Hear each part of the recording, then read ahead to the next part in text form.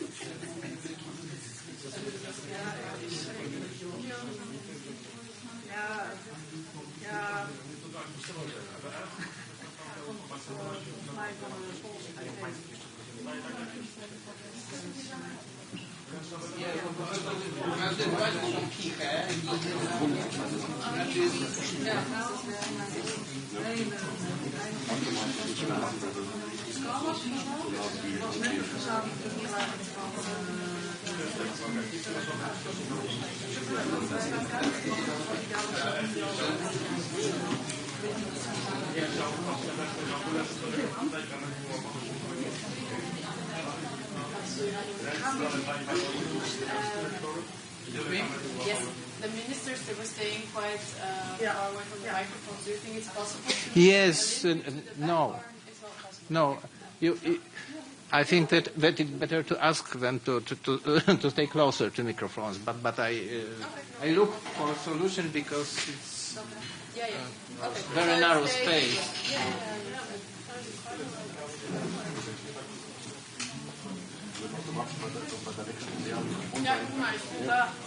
René kann näher, weil die würden automatisch näher am Mikrofon stehen, wenn man die Mikrofon das nach hinten schieben würde.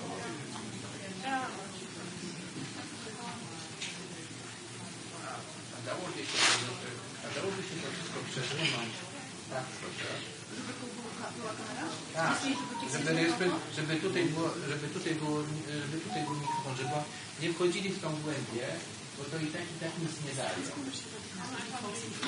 Excuse me? Excuse me?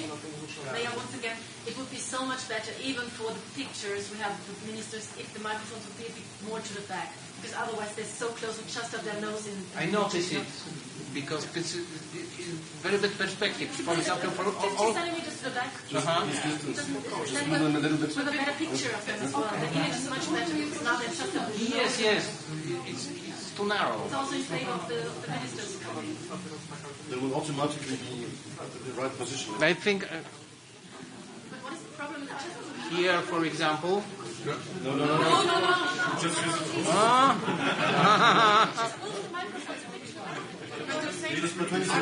We will move them then, like 20 or 30 centimeters. No. Yes, we will do it. Yes. Yeah, that's better for you. It's okay right now.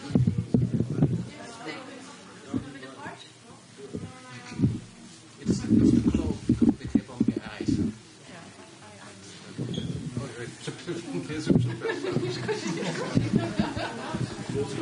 Das Problem ist halt, wenn er da ist.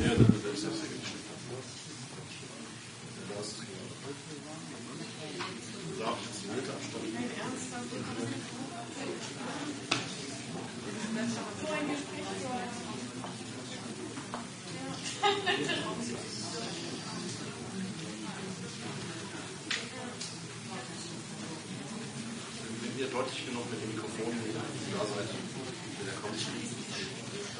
Ja, aber wenn die Mikrofone deutlich hier sind, links, den linken Mikrofon, dann geht er automatisch dahin. Wenn ihr rechtzeitig da seid, wenn ihr nicht so weit weg seid. Ja. Das zweite Mikrofon bitte. Das ist schon nicht mehr ganz so aneinander denken, klingt schon besser.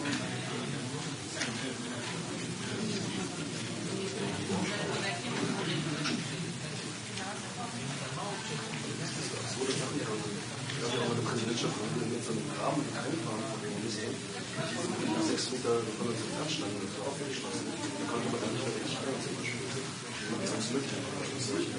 Das hat funktioniert.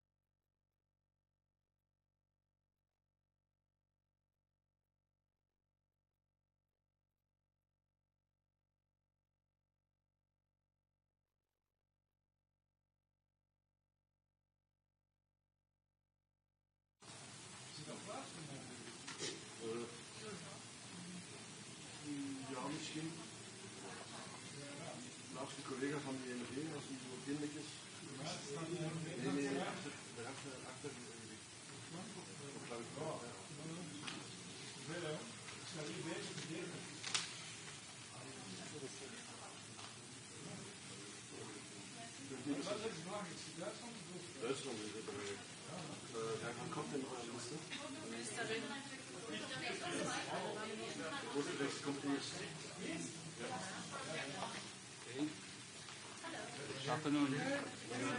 This one. Thank you. This one. Okay. Closer, please. Closer to the mic. Thank you. Many thanks to the Polish presidency for having us. Czechia is looking forward to the debate, including our key priority, which is support to Ukraine. We will definitely, as Czechia, continue to support Ukraine on many files, including the Czech Ammunition Initiative. And of course, we need to continue to face Russian malign influence. This is why Czechia has been suggesting to limit travels within Schengen for Russian diplomats in the EU.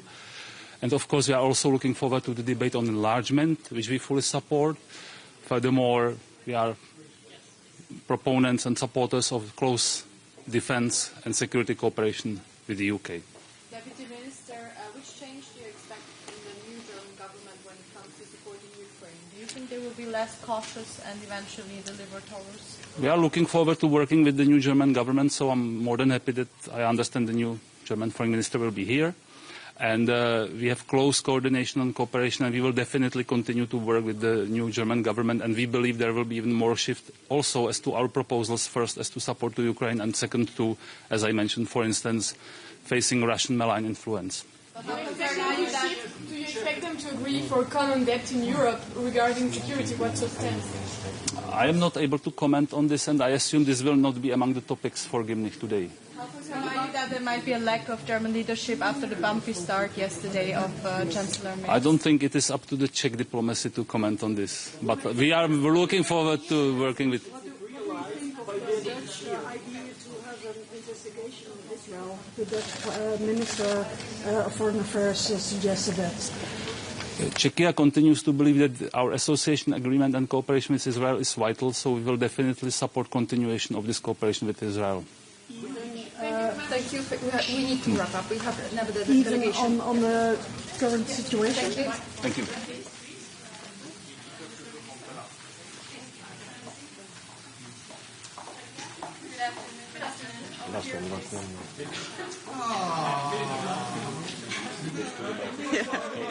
One step closer. One step closer. Thank you. Okay, good afternoon. Looking forward to very fruitful talks today. So many things going on. Unfortunately, not in the right direction. Strongly deplore the situation in Gaza. We strongly call on Israel to refrain from, forcibly moving civilians. Also, there needs to be humanitarian access at all times.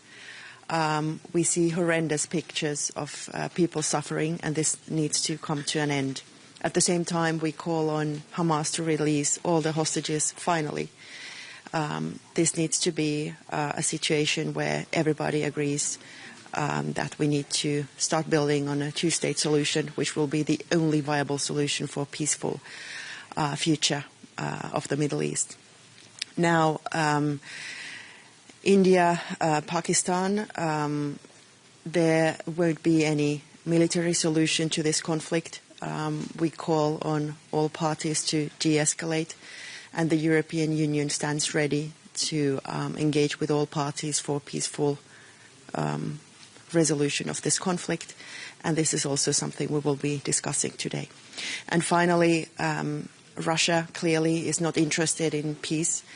So the strategy that the European Union, together with our partners and allies, has been engaged in, which is threefold. First, aiding Ukraine. Second, weakening Russia through sanctions. And thirdly, also working on our own defense and deterrence for now and for the future is exactly the right one. And also looking forward to discussing these items together with our friends from Great Britain today. Ja. Welche Erwartungen haben Sie an der neuen deutschen Regierung bezüglich europäischer Sicherheit und die Finanzierung der Sicherheit? Was sehen Sie da? Ich habe ganz hohe Erwartungen an die deutsche Regierung und freue mich, dass Deutschland jetzt wieder eine handlungsfähige Regierung hat, tatsächlich in einer Zeit, wo wir als ganz Europa eine begrüßen. Und wir hoffen, dass wir gemeinsam europäische Lösungen finden, wie wir schon in den letzten 3 Jahren an ihnen gearbeitet haben, aber jetzt auch wirklich ein bisschen Tempo reinlegen, was diese Strategie angeht, die ich eben beschrieben habe. Also erstens Russland schwächen durch Sanktionen. Wir brauchen auch hinzu Handelszölle. Das ist der finnische Vorschlag.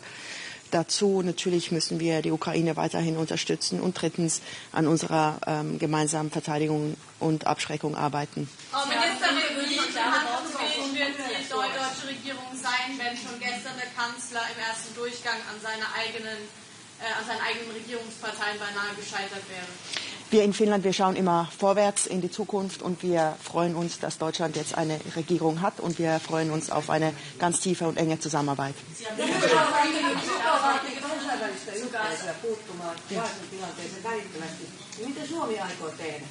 Me ollaan nimenomaan täällä keskustelemassa tästä ja aion itse tuoda myös ehdotuksia pöytään. Gazan tilanne on kestämätön.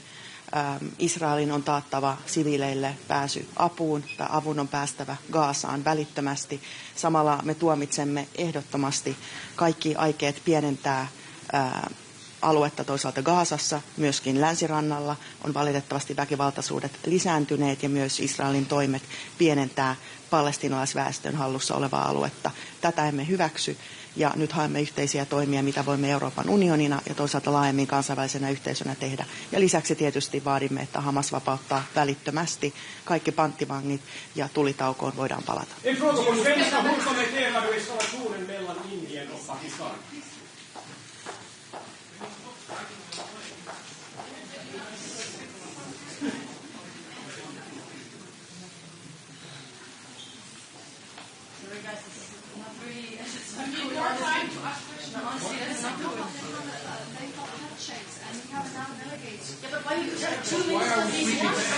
Why are we switching spots? It doesn't make sense at all. Sometimes they need to have it simultaneously. I know, but we have to be prepared. And please don't step in front of the...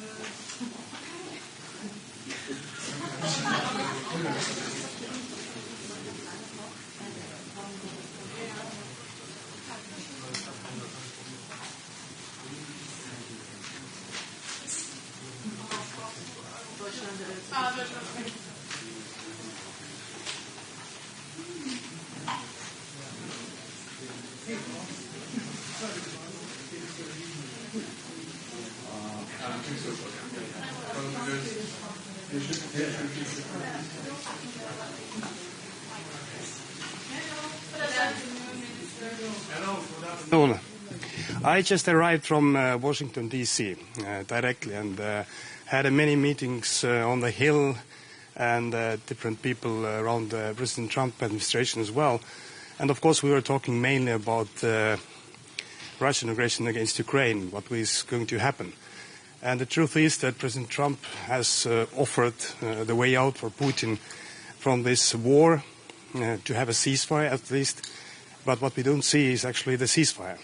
Last night was crazy again in Ukraine against the civil people, and so it is pretty obvious that Putin doesn't want to have any kind of peace, and even not ready to have any kind of ceasefire. And that's why we're seeing as well that what can be the next steps, and what we see that we need to increase the pressure to Putin, actually. We're going to discuss as well today and tomorrow here amongst the European foreign ministers that we need to increase sanctions. We prepare the 17th sanction package, but also we need to increase our, as a European part, in defense, in the meaning of increasing our defense spendings. Estonian government decided 2 weeks ago that we are going to raise our defense investments from the next year already up to 5.4% of GDP. And of course, during the NATO, the Hague meeting, we're going to discuss the new level, and we will say up that actually everybody should count in that the target must be in the future as well 5%, because this is something which is following the NATO defense plans. for our region and for Europe as well. So Europe must do more. Sorry. And the second urgent topic is that in June we need to roll over the European sanctions, and we need to work with this topic because we need consensus again, because as you know that rollovering the sanctions needs the consensus. I have some hesitation that this consensus is not right there. And then if we don't have this consensus, we're going to lose the sanctions, but also we are going to lose the Russian frozen assets, 240 billion euros, which is in Europe. So we are heavily working with that we have a way out.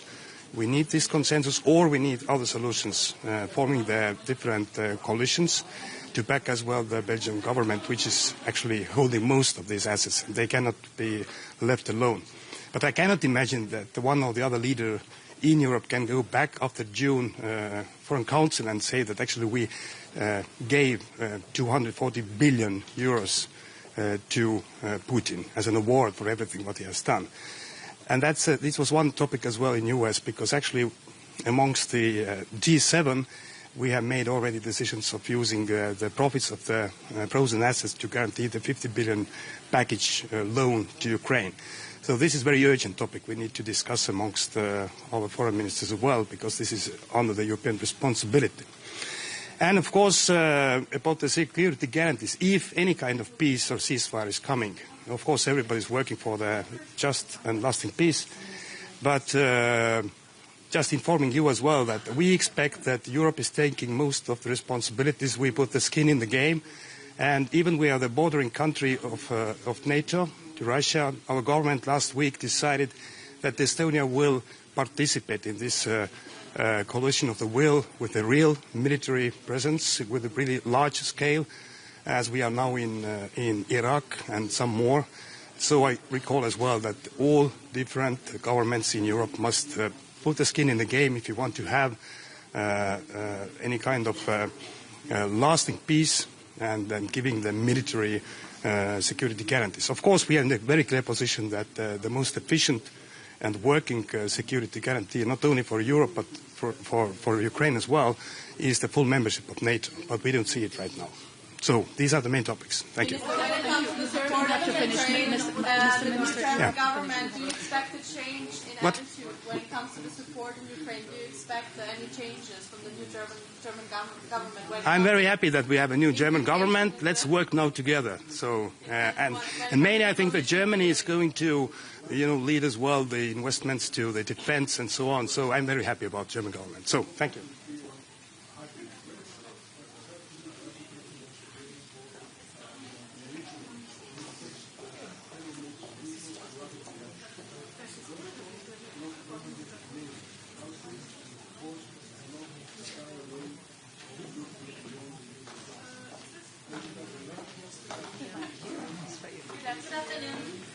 Hello. Excuse me, close to the microphone, please. First, I will give a statement to Slovenia. Thank you. Nažalost smo se danes zbudili v eno spet krvavo majsko jutro, nove civilne nedolžne žrtve v Južni Aziji. Slovenija je že pred dnevi zelo ostro obsodila terorizem, vsako dejanje terorizma, ekstremizma je absolutno nesprejemljivo, vredno vsega obsojanja.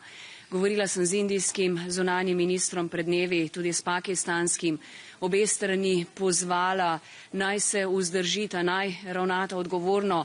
Sinoči me je tudi indijski minister obvestil o povračilnem ukrepu in zagotovil, da gre za ciljani ukrep, da ne bo večjega števila žrtev.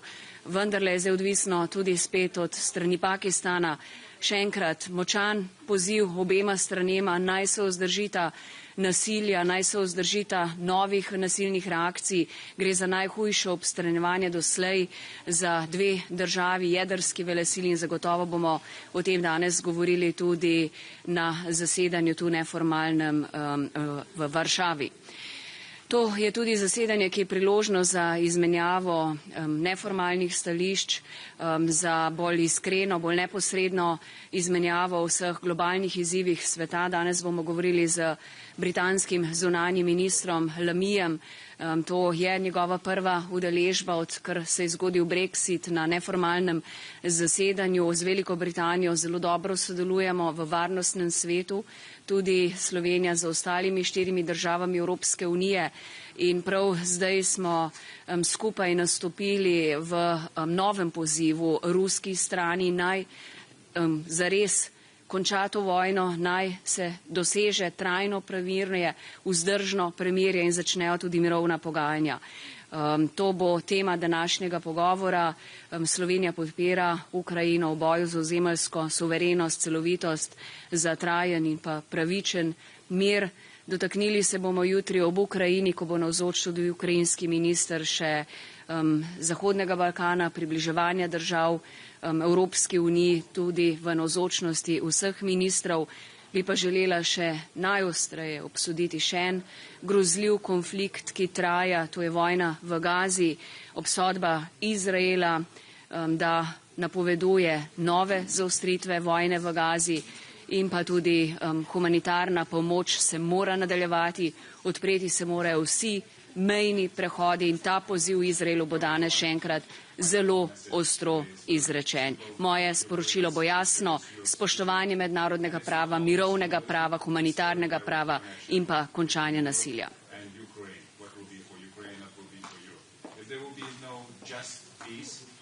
That there will be no justice in Europe. Our borders will be withdrawn, aggression will repeat itself, and aggressor will be paid for what he did in the way that he wanted more territories, wanted more political power and sphere of influence. If there will be no long-lasting peace, it means that Europe has to prepare for a much larger war to come to our borders. And if it will be not the just and long-lasting peace, it would mean that we have to invest even more into our